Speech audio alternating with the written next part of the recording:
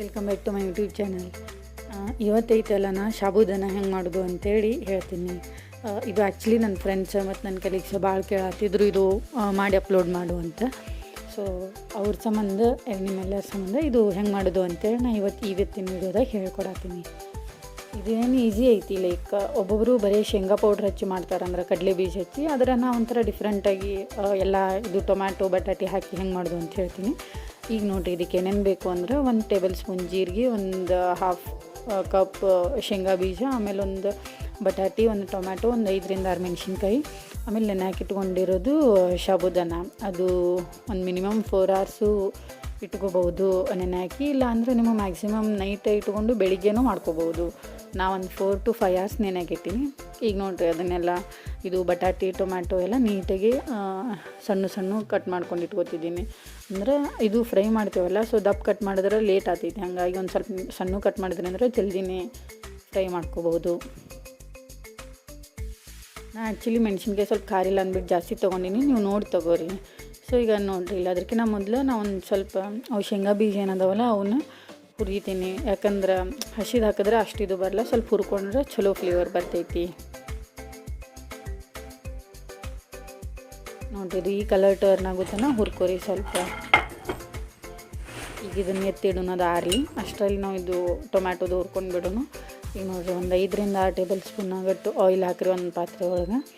So ಆಮೇಲೆ ಅದು ಜೀರಿಗೆ, ಸ್ವಲ್ಪ ಜೀರಿಗೆ ಬಿಸಿಯಾಗನ ಒಂದಿಷ್ಟು ಮೆಣಸಿನ್ಕಾಯಿ ಹಾಕಿಬಿಡ್ರಿ. ಕಟ್ ಮಾಡಿಟ್ಕೊಂಡಿರೋದು ಮೆಣಸಿನ್ಕಾಯಿ ಹಾಕಿರಿ. ಆಮೇಲೆ ಸ್ವಲ್ಪ ಇದು ಖಾರ ಬಿಡಲಿ ಅಂದ್ಬಿಟ್ಟು ಸ್ವಲ್ಪ ಹುರ್ಕೋರಿ ಮೊದಲು ಮೆಣಸಿನ್ಕಾಯಿ ಅಷ್ಟೇ.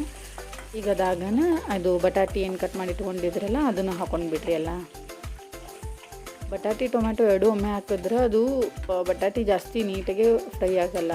ಸೊ ಹಾಗಾಗಿ ಮೊದಲು ಬಟಾಟೆ ಹಾಕಿಬಿಟ್ಟು ಒಂದು 2 ನಿಮಿಷ ಅದು ಮೊದಲು ಹುರಿಯಿರಿ. ನೋಡಿರಿ, ಅದು ಕಲರ್ ಟರ್ನಾಗ ನೀವು ಟೊಮ್ಯಾಟೊ ಹಾಕ್ಕೊಂಡು ಬಿಡ್ರಿ.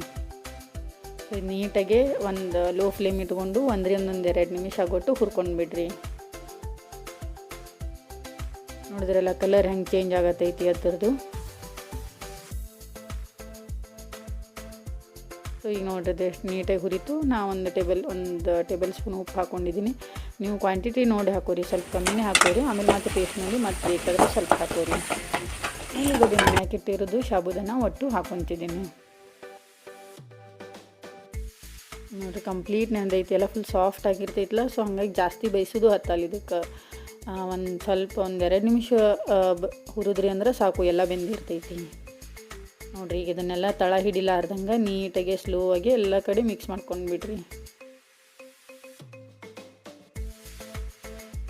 ಅದು ಸ್ವಲ್ಪ ನೆನೆದಿರ್ತೈತಿಲ್ಲ, ಹಾಗಾಗಿ ತಳ ಹಿಡಿ ಚಾನ್ಸಸ್ ಇರ್ತೈತಿ. ಹಾಗಾಗಿ ಇದು ಮಾಡ್ಕೊಂಡು ಬಿಡ್ರಿ. ಸೊ ನೋಡಿರಿ, ಶೇಂಗಾ ಹುರಿದಿಟ್ಟಿನಲ್ಲ ಅದನ್ನು ಪೌಡ್ರ್ ಮಾಡ್ಕೊಂಡು, ಕಂಪ್ಲೀಟ್ ಪೌಡ್ರ್ ಮಾಡ್ಕೊಬೇಡ್ರಿ. ಒಂದು ಸ್ವಲ್ಪ ಶೇಂಗಾ ಇರಬೇಕು, ಅರ್ಧಂಬರ್ಧ ಮಾಡ್ಕೋತಾರಲ್ಲ, ಸೊ ಹಂಗೆ ಮಾಡ್ಕೊಂಡು ಬಿಡ್ರಿ.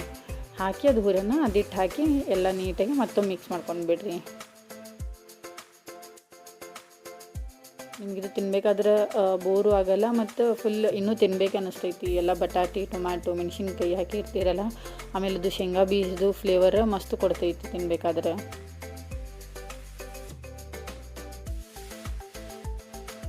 ನೋಡಿದ್ರಲ್ಲ ಎಷ್ಟು ನೀಟಾಗಿ ಕಂಪ್ಲೀಟಾಗಿ ಎಲ್ಲ ಬೆಂದೈತಿ. ಇದ್ರಾಗ ಯಾವುದು ಅಂದ್ರೆ ನೀವು ಇದು ಮಾಡುವಂಗಿಲ್ಲ, ಅಂದ್ರೆ ಬಟಾಟೆನೂ ನಿಮ್ಗೆ ಇಷ್ಟನೇ ಇರ್ತೈತಿ. ನೋಡಿರಿ ಆರಾಮ್ಸೆ ಎಷ್ಟು ಚಲೋ ಬೆಂದೈತಿ ಎಲ್ಲ ಕಂಪ್ಲೀಟಾಗಿ.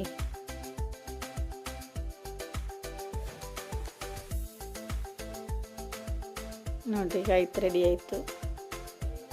ಒಂದ್ಸಲ ಎಲ್ಲರೂ ಮನ್ಯಾಗ ಟ್ರೈ ಮಾಡಿ ಹೆಂಗಾಗೈತಿ ಅಂತ ನನಗೆ ಕಮೆಂಟ್ ಮಾಡಿ ಹೇಳ್ರಿ. Thank you all.